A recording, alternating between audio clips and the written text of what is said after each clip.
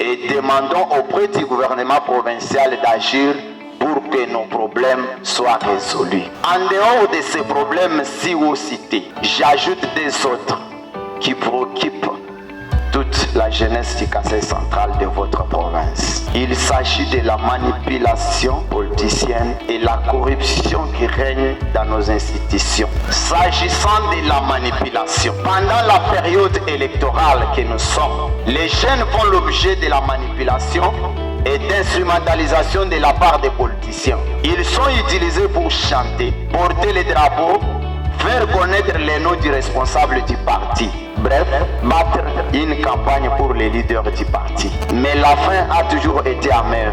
Le manque d'éducation patriotique, mais aussi la pauvreté, restent les causes majeures de la manipulation des jeunes au sein des partis politiques.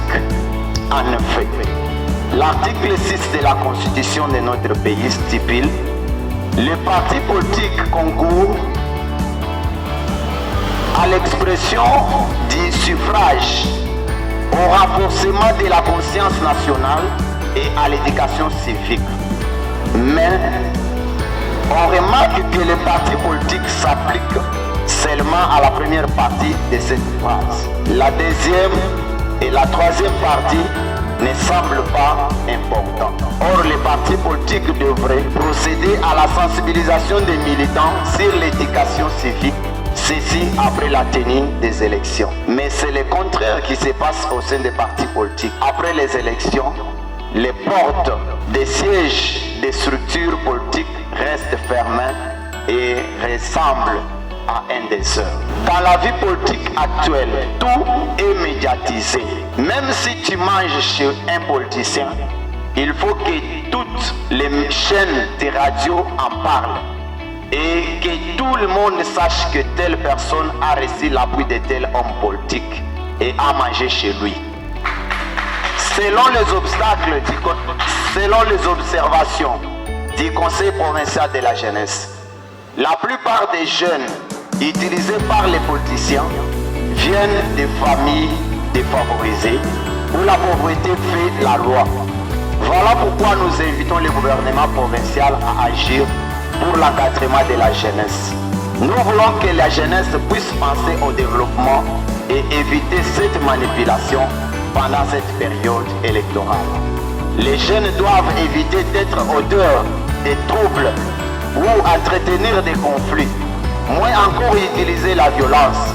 Nous voulons que la jeunesse puisse comprendre que les élections ne sont qu'une période d'adversité. Excellence, monsieur le vice-gouverneur, je voudrais dans quelques lignes parler de la corruption dans notre province. La corruption est non seulement un crime, mais elle est aussi un acte immoral et constitue la trahison ultime de la confiance des jeunes. Ces propos résument également l'esprit dans lequel le Conseil provincial de la jeunesse traite les questions de lutte contre la corruption dans les milieux des jeunes. La corruption est nuisible. Elle fait obstacle à la croissance et au développement économique, entame la confiance des citoyens dans la légitimité et la transparence des institutions et elle entrave l'adoption des lois justes et efficaces, ainsi que l'administration et l'exécution des lois et l'action des tribunaux. Si le gouvernement provincial s'engage à dire non à la corruption dans notre province, ce que nous vivons aujourd'hui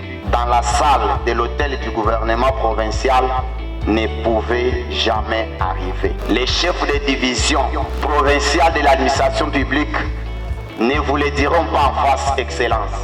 Mais devant cette tribune, je confirme à votre Excellence que chaque division verse une somme d'argent pour voir ses agents être alignés et contrôlés par la délégation venue de Kinshasa pour cette fin.